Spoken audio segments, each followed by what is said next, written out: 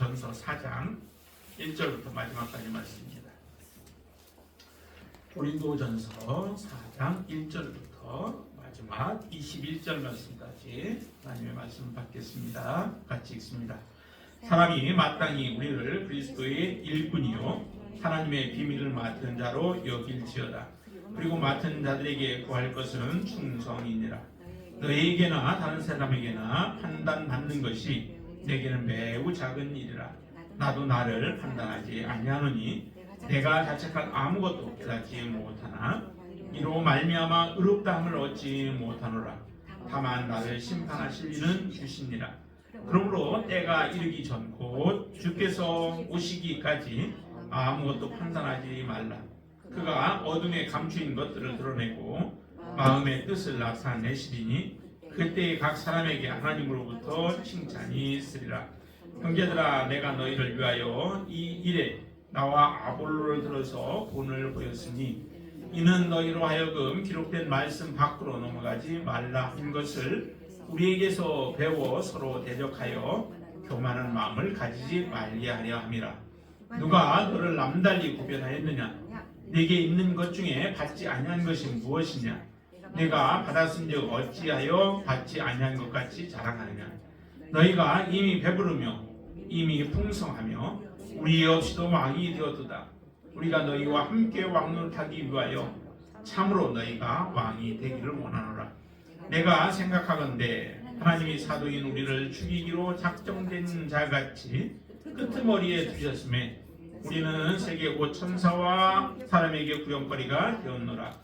우리는 그리스도 때문에 어리석으나 너희는 그리스도 안에서 지혜롭고 우리는 약하나 너희는 강하고 너희는 존귀하나 우리는 비천하여 바로 이 시각까지 우리가 줄이고 목마르며 헐벗고 메마르며 정처가 없고 또 수고하여 친히 손으로 일을 하며 모욕을 당한즉 축복하고 박해를 받은즉 참고 비방을 받은즉 권면하니 우리가 지금까지 세상이 더러운 것과 만물의 찌꺼기같이 되었도다.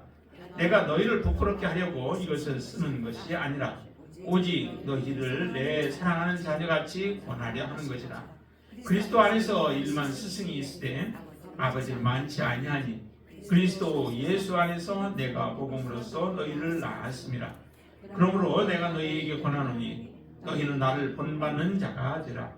이로 말미암아 내가 주 안에서 내 사랑하고 신실한 아들 디모데를 너희에게 보내었으니 그가 너희로 하여금 그리스도 예수 안에서 나의 행사고 내가 각처 각 교회에서 가르치는 것을 생각나게 하리라. 어떤 이들은 내가 너희에게 나아가지 아니할 것 같이 스스로 교만하여졌으나 주께서 허락하시면 내가 너희에게 속히 나아가서 교만한 자들의 말이 아니라 오직 그 능력을 알아보겠으니 하나님의 나라는 말에 있지 아니하고 오직 능력에 있습니다. 너희가 무엇을 원하느냐? 내가 매를 가지고 너희에게 나아가랴. 사랑과 온유한 마음으로 나아가랴. 아멘.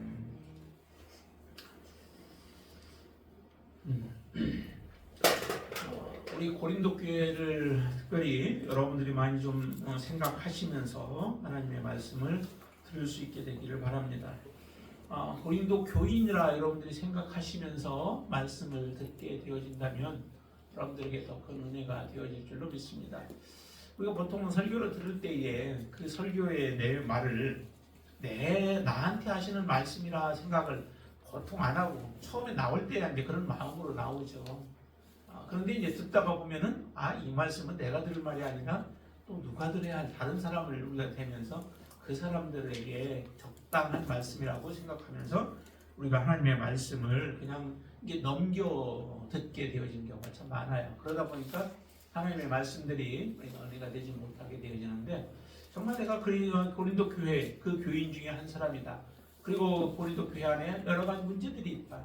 그런 고린도 교회를 향하여 사도 바울이 이 편지를 써서 내게 주었다면은 이 말씀이 새롭게 이 마음에 또 도전을 받게 되어지는 그런 말씀이 되어질 줄로 믿습니다. 오늘 본문에 보면은 4장까지가 이제 분열에 대한 말씀들이라고 말씀을 드렸었죠. 고린도 교회 큰 사실 사도 바울이 먼저 언급한 것은 그만큼 이제 비중이 있어서 또 먼저 언급을 했을 거예요. 왜냐하면은 분열이라고 하는 것은 교회를 완전히 풍지박산 만들 수 있는 그런 것들이거든요.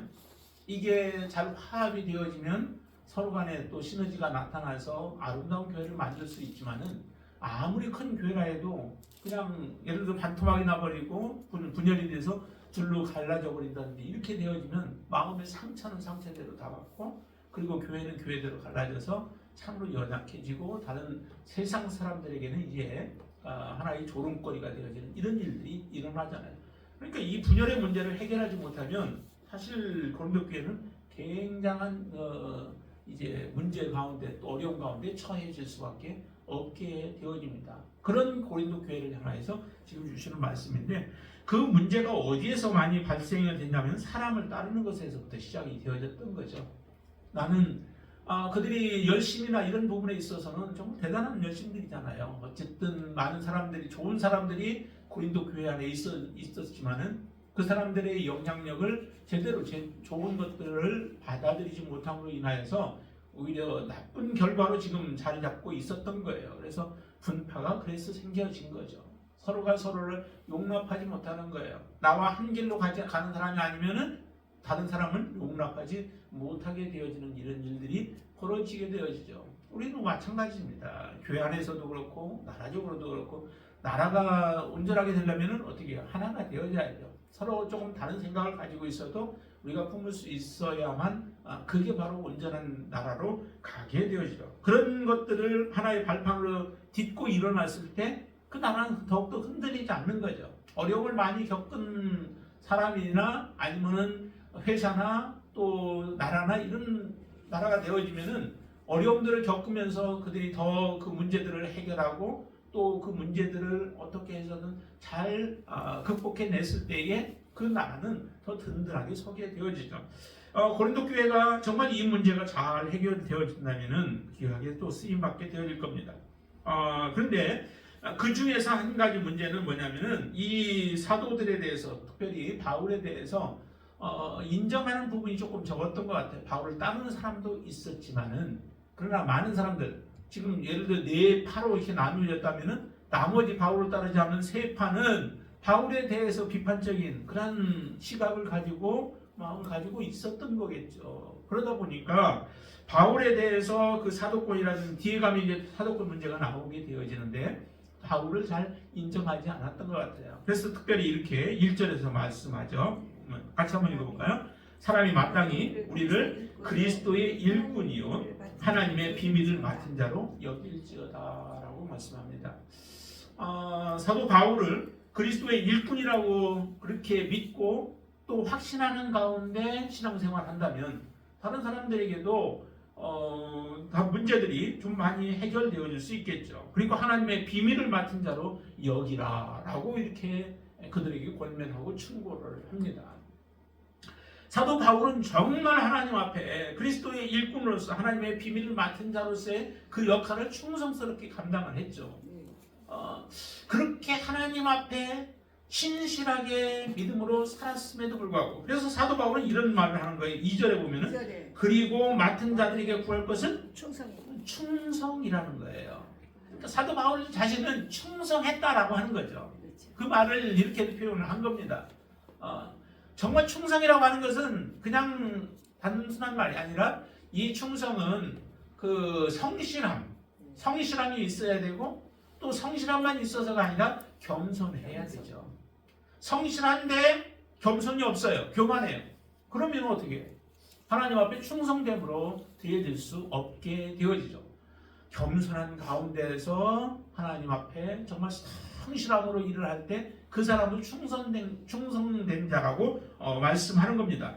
이 고린도 교회 교인들도 하나님 앞에 충성된 자가 되기 위해서는 어떻게 하냐면 교만을 버려야 돼요.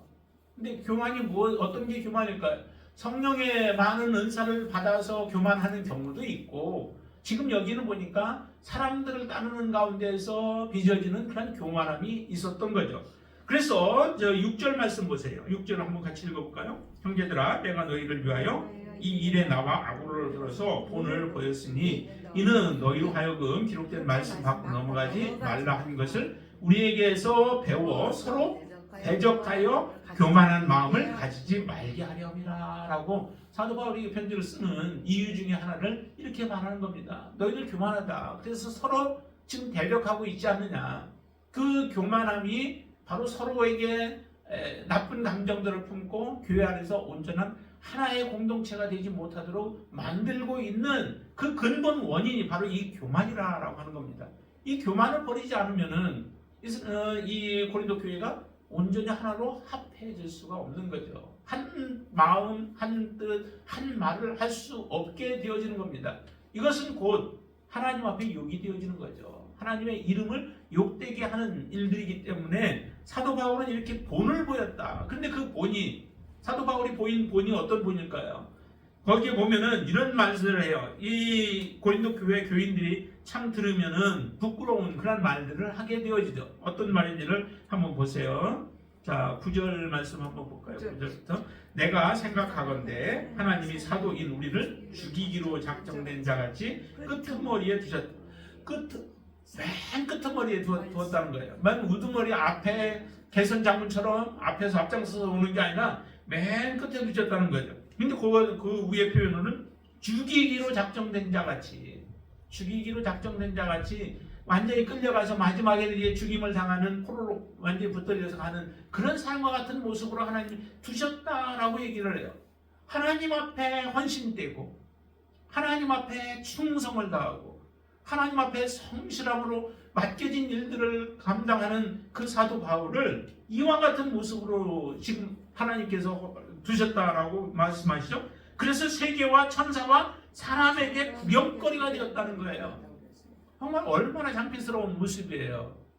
이런 모습, 만약에 우리에게 이와 같은 길을 걸어가라라고 한다면은 정말 우리가 믿음으로 주님만을 바라보면서 이 길을 이와 같은 길을 걸어갈 수 있을까? 장담 못하죠. 우리도 이 땅에 살아가면서 짧은 생애이지만은 그 생애 동안에도 어떻게 해서든 우리는 인정받고 높은 자리에 서기를 원하고 다른 사람부터 존경받기를 원하는 그런 마음이 우리 마음속에 다 있잖아요. 근데 그것을 지금 하나님은 완전히 무너뜨려버리고 이렇게 죽이기로 작정되었고 맨 끝머리에다 두셔서 그리고 나서 조롱거리가 구경거리가 되게끔 만들어버렸다라고 한다면은 그 길을 갈 만한 사람이 과연 얼마나 믿음 있는 사람, 그런 믿음 있는 사람들이 얼마나 많겠느냐라고 하는 거죠. 근데 사도 바울은 이와 같은 길을 지금까지 걸어온 거예요. 그런 본을 보여온 거죠. 자, 거기서 끝나지 않습니다. 자, 10절도 보실까요?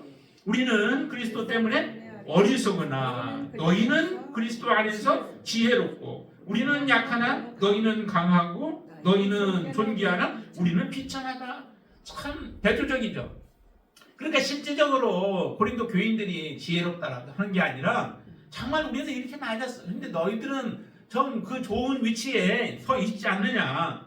우리는 약하지만 너희들은 강하지 않느냐. 우리는 비천하지만 너희들은 지금 존귀한 가운데 살아가고 있으면서 서로 하나가 되지 못하고 분열되어져서 서로 대적하고 있는 너희들의 모습. 그 모습을 생각하면은 얼마나 부끄럽겠어요. 사도 바울이 그동안 정말 눈물을 흘려가면서 자기들을 복음으로 낳아놓은 그런 고린도 교인들인데 실제적으로 하나님의 뜻 가운데 바르게 서지 못하고 살아가고 있는 자신들의 모습이 얼마나 부끄러운 모습이겠어요.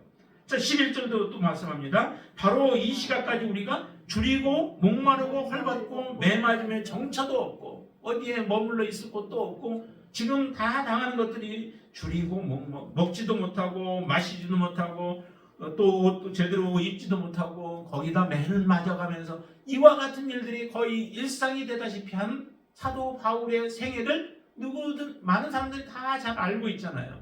이런 삶을 살아가고 있는데 너희들은 지금 배불러서 너희들은 풍족하여서 부족함이 없이 살아가면서 너희들이 실제적으로 믿음의 삶을 살지 못하고 있는 그 모습을 그대로 지금 자신의 삶과 비교하면서 그들을 고발하고 있는 모습이죠. 자, 12절도 보세요.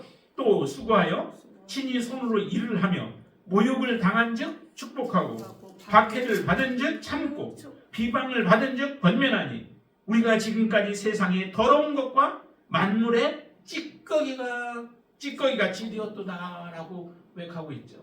정말 사도 바울을 생각하면은 그들이 높아질 수가 없는 거예요. 우리도 마찬가지 아니겠어요? 만약에 여러분들에게 지금 이와 같은 말을 사도 바울이 지금 우리에게 하고 있다면 너희는 어떠냐? 우리는 정말 하나님 앞에 어떤 모습으로 지금 서 있는가라고 하는 것을 이렇게 생각해 본다면은 우리도 정말 부족한 부분들이 너무 많죠. 비교 자체가 사실은 어렵죠. 사도 바울이 행한 것과 우리가 지금 살아가고 있는 이 시대에 너무도 좋은 환경과 형편 속에서 살아가고 있는 우리의 모습을 바라보면 정말 우리도 부끄럽게 하는 말씀이 바로 이 말씀인 거예요. 그렇지만 사도 바울이 이 말을 쓸 수밖에 없었던 이유는 이렇게라도 해야 고린도 교회인들이 좀 정신을 차리고 잘못된 길에서 돌이키고 다른 사람들을 대적하던 그 길에서 돌이켜서 하나님 앞에 바르게 설 수 있기 때문에 하나님 말씀 앞에 바르게 서고 말씀 가운데 살아가는 삶을 살아갈 수 있기 때문에 이 말씀을 하는 거예요. 자기 자신을 자랑하고 싶어서 하는 게 아니죠. 사도 바울이 자랑을 안 하잖아요. 거의 지금 몇 군데에서 간증이 나오기는 하지만은 그것도 부득불할 수 없어서 간증을 하는 그 모습들을 보면은 얼마나 사도 바울이 자랑거리가 많아요. 자랑할 만한 게 많겠어요. 간증거리가 그의 삶은 정말로 스펙타클한 그런 그 삶을 살았던 인생의 사도 바울 아니겠습니까? 얼마 전에 그 목사님들을 만났는데 한 목사님은 그 목사님들과 이렇게 얘기를 나눈 가운데서 그러더라고요. 참 할 얘기가 많아요. 그 인생이 살아온 길 가운데에서 재미난 일들, 지금 우리가 들어보면 재미난 일들이 참 많아요. 많은데 그 일들이 다 보니까 그 순탄한 삶을 이렇게 살아온 게 아니라 또 학교 생활할 때도 보면은 여러 가지 많은 일들을 했던 사람들이 그 삶이기 때문에 지금 들으니까 재미가 있는 거예요. 근데 저의 그 삶을 보면은 재밌는 게 하나도 없어요. 별로 재밌는 게. 왜냐면은 학교 다닐 때도 학교하고 집, 그냥 거의 학교와 집과 그냥 그렇게만 거의 왔다 갔다 했던 그런 삶이기 때문에 뭔가 이렇게 뭐 특별히 할 만한 게 없어요. 그러다 보니까 이렇게 좀 뭐 이야기를 하더라도 드러내놓고 할 만한 말들이 별로 없어요. 그렇지만 그런 부분에서 이야기를 한다면 사도 바울처럼 할 말이 많은 사람이 없을 것 같아요. 그런데 사도 바울은 그렇게 자랑하지 않습니다. 그게 중요하지 않다는 거죠. 사도 바울이 중요한 건 뭐예요? 사도 바울은 오직 십자가와 예수 그리스도 그거밖에 중요한 게 별로 없는 거예요. 사도 바울이 중요하게 여기는 그 십자가, 복음, 예수 그리스도 그것이 우리에게도 가장 중요한 것인 줄을 여러분들 동의하시잖아요. 동의하지만 우리가 정말 그 동의하는 일에 우리의 삶을 그렇게 들여서 우리도 그렇게 살아가고 있는가라고 하는 부분은 조금 이게 다른 문제잖아요. 우리도 그렇게 살아가야 하는데. 그래서 사도 바울은 누군가가 사도 바울 자신에 대해서 뭐라고 하는 것에 대해서 그렇게 크게 관심 갖지 않습니다. 그렇다고 해서 누군가의 말을 그냥 무시하고 독불장군과 같이 살아가라라고 하는 의미는 아니에요. 사도 바울이 그렇게 살아가려고 하는 게 아니죠. 정말 중요한 말이라면은 하나님의 말씀 가운데서 중심되고 또 정말 복음에 대한 부분들이라면은 그건 받아들이겠지만은 여기 보니까 그 3절부터 나오는 말씀이 그 판단에 대한 부분을 얘기하잖아요. 많은 사람들이 판단해. 너희에게나 다른 사람에게나 판단받는 것이 내게는 매우 작은 일이라. 그렇게 중요하게 여기지 않는다는 거예요. 누구의 칭찬 때문에 자기가 기분이 들떠가지고 막 저기 하고 또 누군가가 나를 비난하니까 그 비난 때문에 내가 괴로워하고 주저앉아 있고 낙심하고 하는 이런 내가 아니다라고 하는 거죠. 그러면서 하는 얘기가 나도 나를 판단하지 않는다는 거죠. 내가 나를 판단하게 되어지면 잘한 것으로 판단이 되어지면 어떻게 해요? 우쭐해지죠. 다른 사람이 칭찬 안 해줘도 우쭐해지죠. 그리고 내가 나를 바라볼 때 괜찮은 사람이라고 생각하면은 교만해지게 되어 있죠. 근데 왜 사도 바울이 그럼 나도 나를 판단하지 않는다라고 말하는 거예요? 그것은 오직 나를 판단하실 분은 하나님밖에 없기 때문에 그런 거예요. 하나님만이 여러분들을 판단하십니다. 사람들이 판단도 하겠죠. 그러나 세상에 보이는 눈으로 세상적인 눈으로 그 사람들이 판단하는 것 그것은 그렇게 중요하지 않다라고 하는 거예요. 정말 중요한 것은 하나님이 나를 어떻게 판단하냐. 내가 나를 판단해서 흠잡을 것이 없는 삶을 살아가는 것도 중요해요. 그렇죠? 그렇게 살아가야 되죠. 내가 나를 봐서도 흠잡을 수 없는 그런 삶을 살아가는 것 그것도 중요하지만은 그보다 더 중요한 게 있다라고 하는 거죠. 하나님의 말씀대로 내가 어떻게 순종했는가, 하나님의 말씀대로 어떻게 내가 준행했는가, 그게 더 중요하다라고 하는 거죠. 마지막 하나님께서 오실 때에 우리에게 칭찬은 하나님에게서 오는 것이지 사람들에게 오는 게 아니라는 거예요. 내가 인정할 만한 사람이라고 내 스스로 그렇게 본다고 해서 내가 하나님 앞에 인정받은 사람은 아닌 것이죠.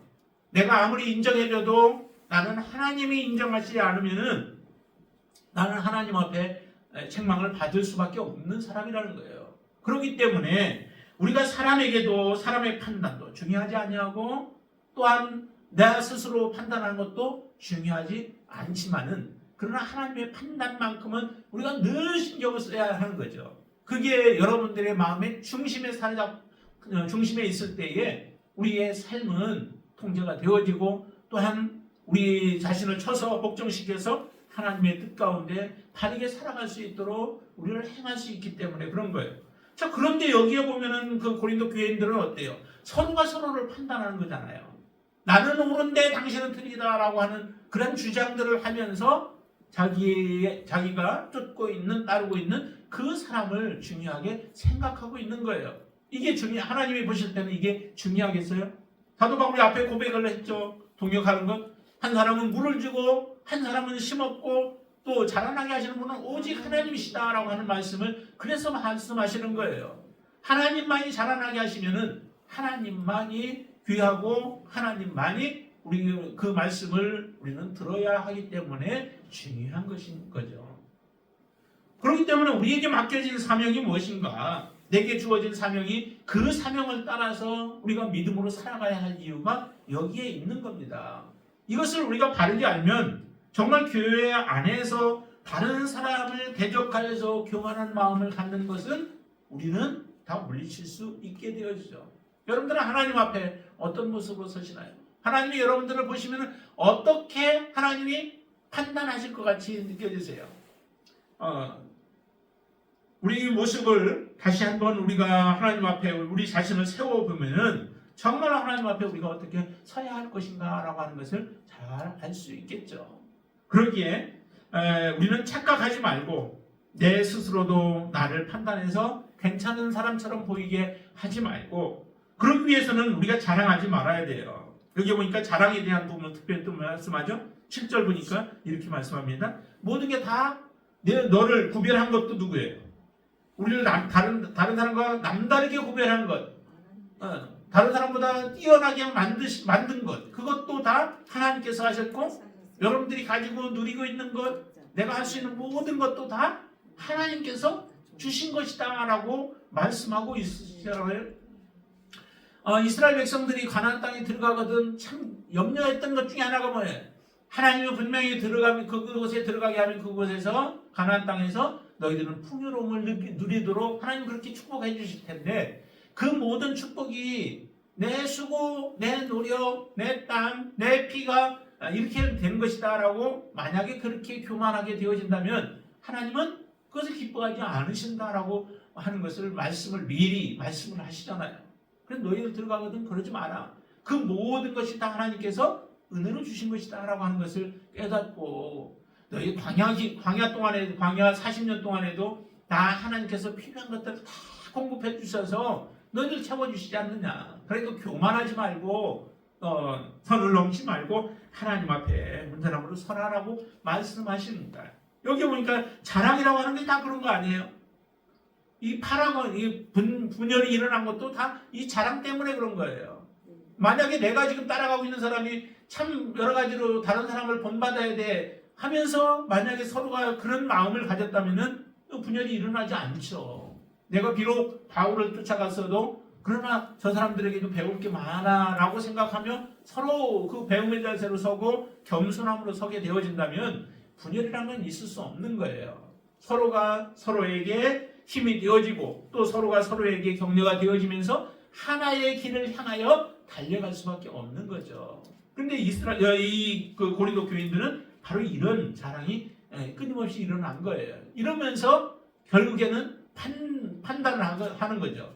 판단을 하고 서로 분란을 일으켰던 겁니다. 하나님의 일꾼은 누가 책임지냐면 하나님이 책임지시는 거예요. 내가 그 사람이 누군데 내가 그 사람을 판단하느냐 하나님 말씀하시잖아요.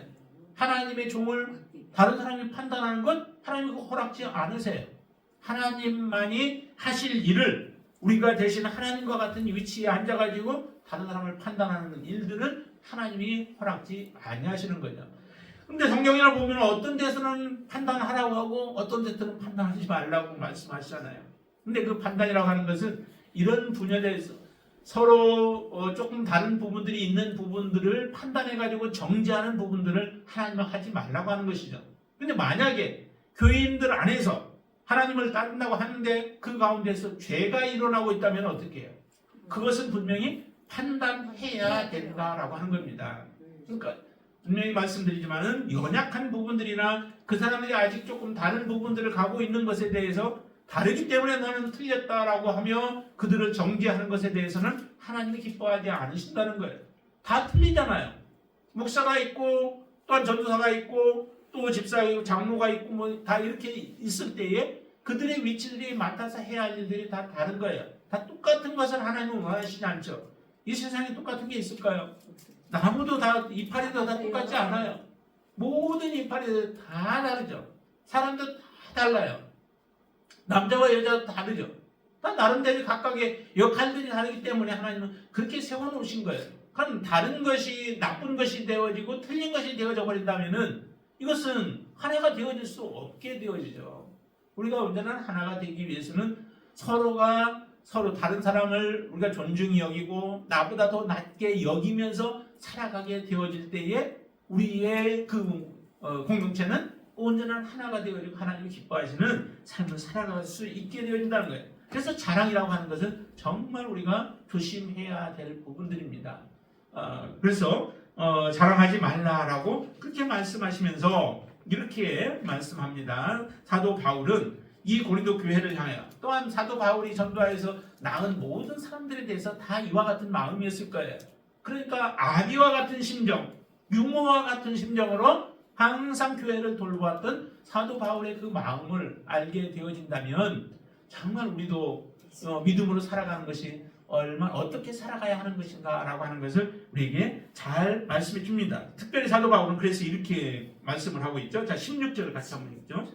16절 같이 읽습니다. 그러므로 내가 너희에게 권하노니 너희는 나를 본받는 자가 되라 라고 말씀합니다. 사도 바울을 본받는 자가 되라. 그 본받는 것은 곧 어떤 삶이에요? 정말 그 영혼을 위해서 사람들을 위해서 자기 목숨을 그냥 내놓잖아요. 자기가 찌꺼기가 될지라도 그냥 그 길을 기쁨으로 가고 다른 사람이 그 비난을 해도 또 핍박을 해도 오히려 그들을 축복하고 또 비난을 할지라도 그들을 하나님 사도 바울은 다 받아주는 그런 삶을 살아가면서 정말 세상에서는 볼품없는 것과 같은 삶을 살아가는 삶이 사도 바울의 삶이었습니다. 예수 그리스도의 삶이 그런 삶이었던 것이죠. 예수님은 얼마나 참 비참한 모습이에요. 그렇지만 우리를 살리기 위해서 그 길을 마다하지 않고 친히 그 길을 걸어가셨던 분이 예수 그리스도이십니다. 우리가 주님을 믿는다, 주님을 따른다는 것은 곧 우리 안에도 동일한 그와 같은 마음 또 그런 삶을 살아가는 것이 마땅히 우리가 해야 할 일인 것이죠. 그렇게 살아가게 되어질 때 하나님 기뻐하시는 거예요. 그 예수님께서는 누가복음 17장에서 보면은 그 종에 대한 비유를 이렇게 말씀하시죠. 종이 열심히 가서 자 한번 좀 찾아볼까요? 잠깐 한번 누가복음 17장 한번 보세요.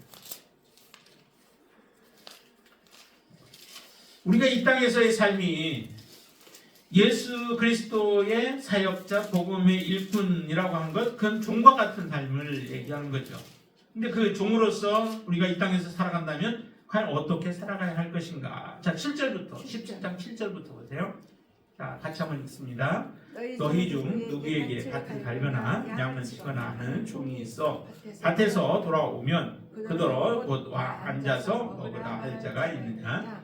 도리어 그더러 내 먹을 것을 준비하고 띠를 띠고 내가 먹고 마시는 동안에 수종 들고 너는 그 후에 먹고 마시라 하지 않겠느냐? 명한 대로 하였다고 종에게 감사하겠느냐? 이와 같이 너희도 명령 받은 것을 다 행한 후에 이르기를 우리는 무익한 종이라 우리가 해야 할 일을 한 것뿐이라 할지니라. 우리의 마지막까지의 고백은 이 고백이죠. 우리가 마땅히 해야 할 일, 종이기 때문에 해야 할 일은 다 주인이 시키는 겁니다. 주인이 시키는 일을 하고 왔다고 해서 주인이 그를 떠받들어 주지 않아요. 마땅히 종으로서의 그 다음에도 피곤하고 지치고 힘들어도 그 다음에 어떻게 해요? 다시 또 주인을 수발을 들어야 되죠. 그리고 나서 주인의 수발 다 끝나고 나면 그제서 이제 먹고 마시게 되어지죠. 그리고 나서도 주인의 칭찬이 없어도 그것은 당연한 거예요. 그 고백이 뭐예요? 명령 받은 것을 다 행한 후에 이르기를 우리는 무익한 종이라 우리가 해야 할 일을 한 것뿐이다 라고 하는 고백이라는 거죠. 이러면 이렇게 살아가는 사람이 어떻게 자랑할 수 있겠어요? 어떻게 교만할 수 있겠어요? 이와 같은 자세가 안 되어지면 결국 우리는 교만하게 되어지고 또 그로 인해서 내가 한 일들을 자랑하게 되어지는 거죠. 어디 자랑하는 모습이 하나도 보이나요? 주인 앞에서 자랑하는 모습이 있어요? 명령하면 명령하는 대로 그대로 따라하는 거죠. 그대로 순종하는 거죠. 그것도 만약에 못했으면 오히려 책망을 받게, 많이 일을 하고서도 책망을 받게 되어지는데 이와 같은 모습으로 사도 바울이 살았고 여러분들의 삶도 이렇게 하나님은 살기를 원하시는 거죠. 그래서 부르신 거예요. 그러나 그것이 끝은 아니에요. 이 땅에서의 삶은 이와 같은 모습으로 살아가지만 마지막에는 뭐라고 그랬어요? 거기 보니까 5절 말씀 보니까 이렇게 말씀하죠. 5절 다시 한번 봅니다. 그러므로 내가 때가 이르기 전 곧 주께서 오시기까지 아무것도 판단하지 말라. 그가 어둠에 감추인 것들을 드러내고 마음의 뜻을 나타내시니 그때에 각 사람에게 하나님으로부터 칭찬이 있으리라. 아멘. 각 사람에게 칭찬이 있으리라. 여러분들에게 칭찬이 있는 그 삶을 살아가시게 되길 바랍니다. 칭찬이 있는 삶으로 우리의 삶이 끝나지 못한다면 그거는 참 불쌍한 삶이지 않겠어요? 그 억울한 삶이 되지 않겠어요? 우리는 지금 하나님을 믿고 따르고 순종하며 살아간다고 하는데 만약에 마지막 하나님이 판단할 때에 우리의 삶이 자랑으로 충만하고 또 교만으로 충만하고 높은 자리만 차지하려고 하고 하나님이 말씀하신 대로 거꾸로 우리가 걸어갔다면은 하나님은 우리를 판단하실 때에 칭찬받을 것이 하나도 없는 자가 되어질 겁니다. 그런 삶을 여러분들은 지금도 살아가지 않는 줄로 믿습니다. 온전히 하나님 앞에 판단하지 않는 가운데서 내게 주어진 일이 무엇인가를 알고 그 일에 순종하면서 교회 안에 온전한 공동체로서 여러분들이 하나가 되어지는 귀한 삶을 살아갈 수 있게 되기를 주님의 이름으로 축원을 드립니다. 자, 우리